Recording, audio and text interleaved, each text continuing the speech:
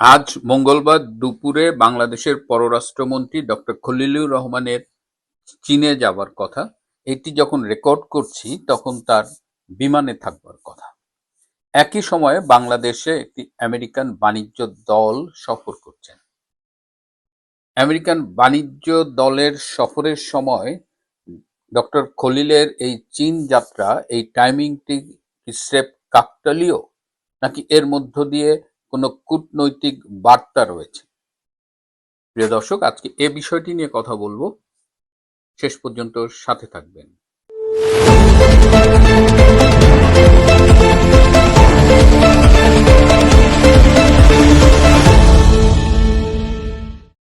আসসালামু আলাইকুম এবং আদাব। বাংলাদেশের দুপুর ৩টা সাড়ে ৩টার দিকে প্লেনে চীনের পথে যাত্রা শুরু করার কথা বাংলাদেশের পররাষ্ট্রমন্ত্রী ডক্টর খলিলুর রহমান। তিনি এমন একটা সময়ে যাচ্ছেন যখন বাংলাদেশে আমেরিকান একটি বাণিজ্য দল সফর করছে, এবং যেহেতু ধারণা করা হয় যে বর্তমান সরকারের মধ্যে আমেরিকান সরকারের সবচেয়ে বিশ্বস্ত লোকটি হলেন ডক্টর খলিল, তাই স্বভাবতই প্রশ্ন জাগে, যখন আমেরিকার সাথে বাণিজ্য চুক্তি নিয়ে সমালোচনা হচ্ছে এবং মার্কিন বাণিজ্য দলটি সফর করছে, সে সময় ডক্টর খলিল দেশে না থেকে কেন চায়না যাচ্ছে? কি এমন জরুরি কাজ? এটি নিয়ে কথা হচ্ছে। যদিও আজকে সকালে ডক্টর খলিল এই মার্কিন বাণিজ্য দলটির সাথে সাক্ষাৎ করেছেন, কিন্তু আমাকে একটি সূত্র জানিয়েছে যে এই সফরকালীন পুরোটা সময় ডক্টর খলিল বাংলাদেশে থাকতে চেয়েছিলেন এবং এই বাণিজ্য দলটির সাথে বিভিন্ন সময় ইন্টারঅ্যাক্ট করতে চেয়েছিলেন, কিন্তু তার অনেকটা, তিনি কেন যাচ্ছেন চায়নায় সেই প্রসঙ্গে বিস্তারিত না বলে বরং বলি যে চায়নায় গিয়ে তিনি কি কি আশা করছেন। চীনে তিনি কয়েকটা উদ্দেশ্য নিয়ে যাচ্ছেন, তার মধ্যে আহ, একটা হলো যে তিনি, আপনারা জানেন, জাতিসংঘ সাধারণ পরিষদের সভাপতি পদে প্রতিদ্বন্দ্বিতা করছেন। তো চীনের কাছে তিনি এই পদে সমর্থন চাইবেন। এছাড়াও বাংলাদেশের প্রধানমন্ত্রী তারেক রহমান 17ই ফেব্রুয়ারি দায়িত্ব নেবার পর থেকে এখনো কোনো বিদেশ সফরে যাননি। তার বিদেশ সফর নিয়ে নানান আলোচনা চলছে এবং প্রথমে ধারণা করা হয়েছিল যে তিনি ওমরা করতে সৌদি আরব যাবেন, তারপরে তিনি ভারত দিয়েই তার বিশ্ব সফর শুরু করবেন। কিন্তু এখন এই ডক্টর খলিল চীনে যাচ্ছে, সম্ভবত তারেক রহমানের প্রথম বিদেশ সফরটি হতে যাচ্ছে চীন। এটি নিয়েই চীনের সরকারের সাথে তিনি আলাপ করবেন। এছাড়াও চায়নার কাছে তারা আরো কিছু সহায়তা চাইবেন, যেমন জ্বালানি নিরাপত্তায় সহায়তা চাইবেন। চীন বাংলাদেশের অন্যতম ডেভেলপমেন্ট পার্টনার, বিভিন্ন প্রকল্পে তারা অর্থায়ন করে থাকে, সেই জায়গাটায় সহায়তা চাইবেন বাংলাদেশ সরকারের পক্ষ থেকে। তিস্তা বাঁধ নিয়ে একটা মহাপরিকল্পনার কথা চীন অনেকদিন ধরেই বলে আসছে, সেটি নিয়েও আলোচনা হবে। নিত্য প্রয়োজনীয় অনেক পণ্য আমরা চীন থেকে বাংলাদেশে আমদানি করে থাকি, সেই বিষয়ে কথা বলা হবে। এবং বাংলাদেশের বিভিন্ন বন্দর ব্যবস্থাপনায় কিভাবে চীনকে আরো সম্পৃক্ত করা যায়, কোন কোন বন্দর ব্যবস্থাপনা চীনকে দেবে, এটি নিয়ে একটি আলোচনা হবার কথা রয়েছে। এদিকে 7ই মে রাত্রে তিনি ফিরবেন। 7ই মে রাত্রে ফিরে তিনি এই যে আমেরিকার যে বাণিজ্য দলটি বর্তমানে সফর করছেন তাদের সাথে একটি ডিনারে অংশগ্রহণ করবেন। যেটি বলছিলাম যে ডক্টর খলিল চেয়েছিলেন যে এই আমেরিকান ট্রেড টিমটার সাথে পুরোটা সময় বাংলাদেশে থেকে বিভিন্ন সময় ইন্টারঅ্যাক্ট করতে, কিন্তু সেটা আর হচ্ছে না। এটা নিয়ে তার ভেতরে এক ধরনের দুঃখ কাজ করছে। তিনি ঘনিষ্ঠজনকে বলেছেন যে আমি কি শুধুমাত্র ডিনার করার জন্যই বাংলাদেশে আসব? চীন সফরে যাচ্ছেন সেটি নিয়ে আলোচনা হচ্ছে। আজকে তিনি সাংবাদিকদের সাথে কথাও বলেছেন।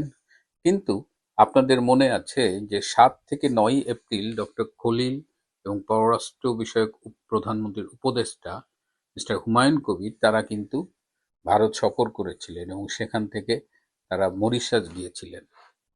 সেই সময়ে ভারত সফরে বাংলাদেশের পক্ষ থেকে বিশাল, পররাষ্ট্র মন্ত্রণালয়ের পক্ষ থেকে বিশাল বিবৃতি দিয়ে অনেক কিছু দাবি করা হয়েছিল, যার অধিকাংশই সত্য ছিল না, কিন্তু ভারতের পক্ষ থেকে 4-5 লাইনের একটা বিবৃতি দেওয়া হয়েছিল এই পররাষ্ট্রমন্ত্রী ডক্টর খলিলের সফরের উপর। আপনাদের নিশ্চয়ই মনে আছে যে ডক্টর খলিল যেদিন ভারতের পররাষ্ট্রমন্ত্রী ডক্টর এস জয়শঙ্করের সাথে মিটিং করে, সেই দিনই বাংলাদেশের সংসদে এই সন্ত্রাস দমন আইনের অধ্যাদেশটাকে আইনে রূপান্তরিত করা হয়, যার অধীনে সরকারি প্রজ্ঞাপনের মাধ্যমে বাংলাদেশ আওয়ামী লীগের কার্যক্রমের উপরে নিষেধাজ্ঞা আরোপ করা হয়েছে। এই বিষয়টি ভারতের পক্ষ থেকে ভালোভাবে নেওয়া হয়নি এবং বিশেষ করে এই সফরের সময়ই এই ঘটনাটা ঘটানোর মধ্য দিয়ে বাংলাদেশ কি বার্তা দিয়েছিল ভারতের কাছে সেটি নিয়ে কিন্তু অনেক বিশ্লেষক বিভিন্ন মতামত রেখেছেন। সেই ভারত সফর কি ব্যর্থ হয়েছিল? আমরা কিন্তু তখনও ইন্ডিকেট করেছিলাম যে সফরটি তার কাঙ্ক্ষিত ফল লাভে ব্যর্থ হয়েছে, কিন্তু তখন তিনি বলেছিলেন যে তিনি মে মাসে আবার 4 সপ্তাহ পরে মে মাসে আবার ভারতে যাবেন এবং তিনি বাংলাদেশের প্রধানমন্ত্রী তারেক রহমানের ভারত সফর বিষয়ে আলাপ করবেন। সেই হিসাবে 10ই মের মধ্যে তার আবার ভারতে যাওয়ার কথা, কিন্তু এখন তিনি 7ই মে চীনে ফিরে আসার পরে এখন পর্যন্ত তার সফরসূচিতে 10ই মে ভারতে যাবার কোনো কিছু নেই। তার মানে কি ভারতের সাথে সম্পর্কটা কোন দিকে যাচ্ছে? চীনের সাথে এই ঘনিষ্ঠতাকে আমেরিকা কিভাবে দেখছে? কারণ বাংলাদেশে যে মার্কিন রাষ্ট্রদূত ব্রেন্ট ক্রিস্টেনসেন এসেছেন, তার অন্যতম অ্যাসাইনমেন্ট হলো যে বাংলাদেশের সাথে চীনের ঘনিষ্ঠতাটাকে কমিয়ে আনা, কিন্তু ডে বাই ডে দেখা যাচ্ছে যে চীনের সাথে ঘনিষ্ঠতা বেড়েই চলেছে। এদিকে বাংলাদেশের একটি ব্যবসায়ী দল, বিভিন্ন ব্যবসায়ী সংগঠনের নেতৃবৃন্দ, তারা আমেরিকা সফর করছে এবং তাদের সাথে এক মিটিংয়ে আমেরিকার যে সাউথ এশিয়ান বেল্টের যিনি অ্যাসিস্ট্যান্ট স্টেট সেক্রেটারি পল কাপুর, তিনি তাদের সাথে মিটিংয়ে বলেছেন যে আগামী দিনে ইন্দো প্যাসিফিক রিজনের কৌশল নির্ধারণ করবে আমেরিকা এবং বাংলাদেশ। তো এই কথা বলার মধ্য দিয়ে ইন্দো প্যাসিফিক রিজনে তো আরো বড় বড় প্লেয়ার আছে, অস্ট্রেলিয়া আছে, জাপান আছে, ভারত আছে। তো এইসব দেশকে বাদ দিয়ে আগামী দিনে কিভাবে বাংলাদেশ এবং আমেরিকা স্ট্র্যাটেজি নির্ধারণ করবে, এটি নিয়ে কিন্তু অলরেডি আলোচনা শুরু হয়েছে। এর মধ্য দিয়ে কি বাংলাদেশকে একটু মলম দেওয়া হলো কিনা নাকি, কারণ এটা মোটামুটি একটা অবাস্তব ও ভিত্তিহীন কথা।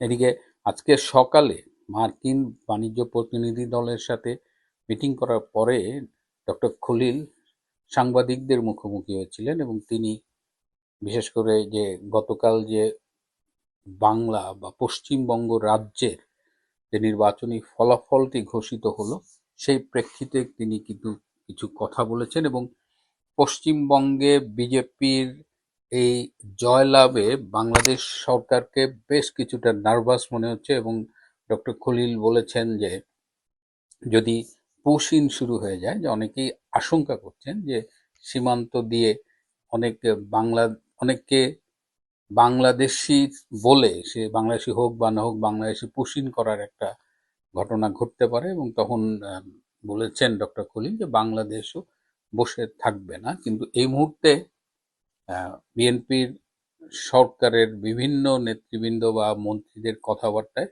এই নার্ভাসনেসটা ফুটে উঠেছে। তো এখন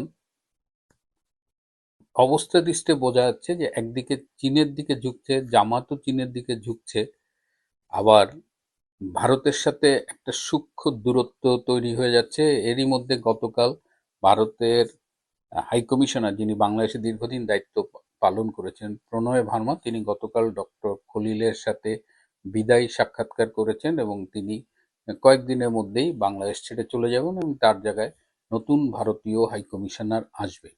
ডক্টর খলিল যে জাতিসংঘ সাধারণ পরিষদের সভাপতি পদে প্রতিদ্বন্দ্বিতা করছেন, সেখানে ভারতের সমর্থন কিন্তু এখন পর্যন্ত নিশ্চিত নয় এবং কূটনৈতিক খেলা কিন্তু জমে উঠেছে।